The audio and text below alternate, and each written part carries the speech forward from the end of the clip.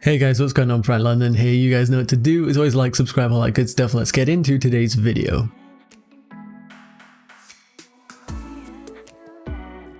So we're starting off with a bit of news. Mendy will be confirmed soon, then Chelsea will make an offer for Declan Rice, strapping for a busy last couple of weeks with outgoings as well. So basically, straight up here, Mendy will be confirmed soon. Of course, the last video that I made, we were discussing how the deal was literally pretty much done. They were just finalizing the paperwork, the documents, and all of a sudden, Ren came in and they were like, and actually we've changed our mind. We want Fikayo Tomori included in this deal on loan. Make it happen. And Chelsea, I think, were a bit taken back and a bit just like, whoa, like this ain't happening. Where's this come from? But it does look like that Mendy will be confirmed soon, so they have come to an agreement. I don't think Tomori's going to be going out on loan there. From what I'm seeing, that's not what's going to be happening. So I guess we came to an agreement. I have seen the rumoured fee of 20 million euros up front with an added 2 million in bonuses. So 22 million euros. I don't know whether that's true. I don't know whether they've got it right that it's euros and not pounds or whatever. So we will have to wait and find out. But Mendy will be confirmed soon. They have found an agreement, which is very good. And then the second bit, then Chelsea will make an offer for Declan Rice. So it does look like we're going in for Declan Rice, but we will get to that later in the video because we've got a little bit to talk about there. We, for now, are going to take a moment to compare Edouard Mendy to Kepa Arrizabalaga and see what we're getting in Edouard Mendy. And I think this article breaks it down quite well. So we're going to come and have a look at this. Obviously, we know the situation will probably be neither is number one, but Edouard Mendy is apparently very excited to push Kepa for that number one spot because he believes he can take it, basically. And I don't have much doubt that he will, given that he's got a lot of attributes that make him significantly better than Kepa has been over the past season. So let's have a look here.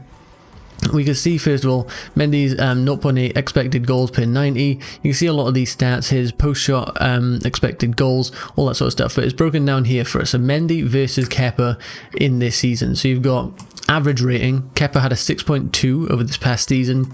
6.7 for Mendy. So around average for Mendy, a little on the higher end, with Kepa being quite a bit poorer there. I know it's only 0.5 difference, but when it comes to a keeper, that can be the difference between finishing fourth like we did, or third. Like, we would have been clear of Man United had Kepa not made as many mistakes. And had like an average season. So minutes played then, not really a massive factor. You can see Mendy played a few less. Goals conceded per 90, and as you can see, Mendy is on about, let's just call it 0.8, Kepa's on a 1.4. So Kepa per game concedes 1.4 goals on average. That is awful. We do not need that. So pretty much every game we're guaranteed to concede one, hence why we had very little clean sheets. Mendy is about a 0.8. It's a bit less than double. Like Kepa concedes about double what Mendy does. A bit less, don't get me wrong. You know, you're looking at double that. You're on 1.6. So it's not far off Kepa. You can see the massive difference there. If you're telling me that across a season we're going to concede around half as many goals, I will take that in a heartbeat, like, no matter the cost. And this, like, keeper is only going to cost us around 22 million euros. So that is quite an improvement there. Now this stat, I think this is post-shot expected goals. Now I know a lot of people go into stats on expected goals and things like that, and they do tell you a story, but they also don't, you know, they're not the full picture. But as you can see here, this stat takes into account post-shot expected goals, therefore looks at the likelihood of the goalkeeper in question saving a shot based on the post-shot expected goals of where the shot ended up. Clearly this is much more beneficial in assessing a goalkeeper's shot-stopping ability.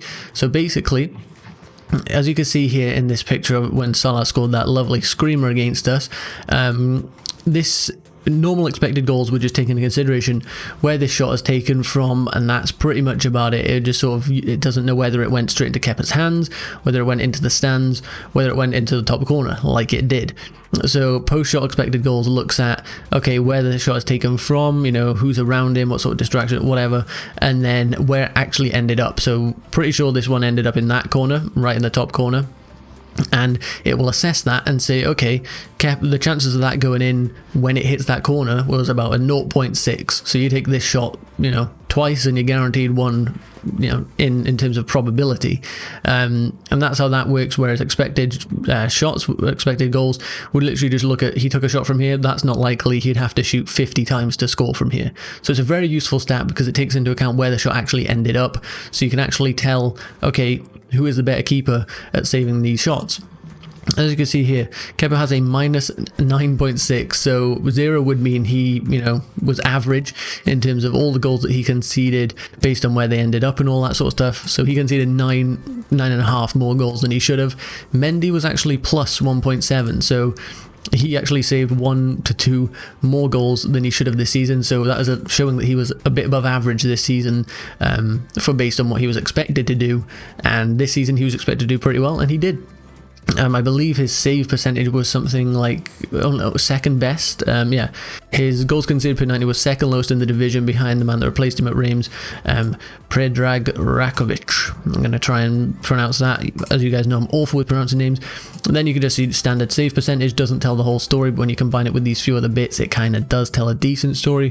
Kepa saves maybe half the shots that come at him, whereas Mendy is saving about 80% of shots that come at him. Any shot, whatever it is, about 80%. That is a massive improvement on what we currently have.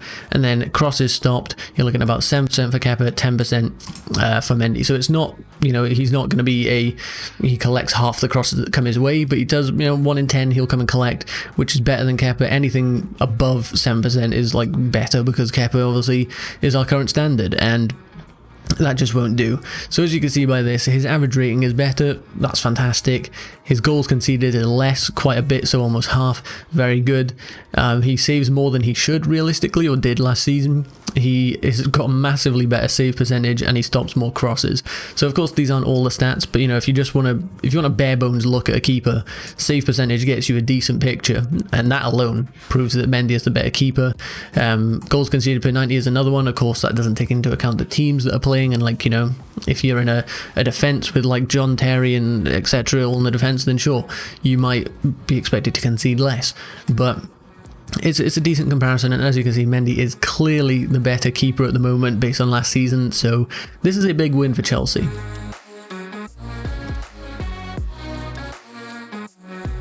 So I did mention that we had some Declan Rice news further into the video, and here it is. Declan Rice is set to decide whether he will push for a move to Chelsea in an effort to force West Ham into selling him, with Chelsea weighing up an offer, and as reported by The Independent. Of course, the first article we looked at was basically that Chelsea are going to sort of make a push for him after Mendy has sort of been complete, and we're going to look at putting a bid in for him. What that bid will be, I don't know. If we take a look at his sort of value, realistically he is valued at about 44.55 million, so just call it 45 million at that point. Like that, I think I'd be okay with us paying for him. I also don't think we need Declan Rice this season.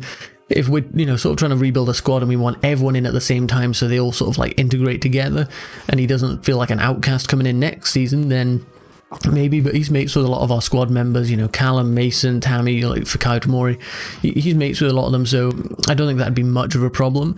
But if he's valued at about 45 million, I would take that. But we know West Ham are not going to be accepting that. He's got a contract until 2024, so they don't have to sell by any means, but it does look like he is considering making a push to move to Chelsea.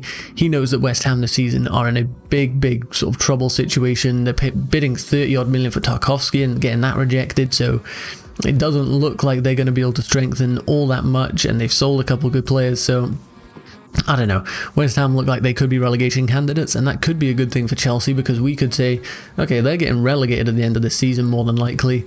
We're just going to wait till next season, they get relegated, and then we can go in for Declan Rice. Problem is, there might be a lot of other clubs after him. If they see that, relegation's gone down, maybe he has a release clause in his contract that if they get relegated, he can go for 30 million, 20 million or whatever. A lot of clubs are going to go in for him, and maybe he would choose Chelsea over a lot of the other big clubs, but we don't know that. But I definitely don't think that we need him this season, and that's why I find it a bit weird that we're pushing so hard for him when it can wait a year. Kante we can play in the DM role. If he gets injured, Jorginho we've got, assuming he doesn't get sold. Kovacic can play there. Billy Gilmore, when he comes back from injury, can play there. There are options, so it's not like we don't have a player for this position sort of thing, we have the options. And then if we just take a look quickly at West Ham, Declan Rice's performances last season, as you can see, he made 38 appearances, managed to grab 1 goal, 3 assists, 6 yellow cards, 0.8 shots on goal per game, 86 pass success rate, which is pretty good, decent. 1.4 aerials, 1 per game, 2 man of the matches, and an average season rating of 7.01. So he had a good season, better than average last season. But, you know, it's just a case of, do we really need him? And I don't think we do, especially if we're not going to be paying something like 40 to 50 million. I'm okay with that. I think he's probably worth about that.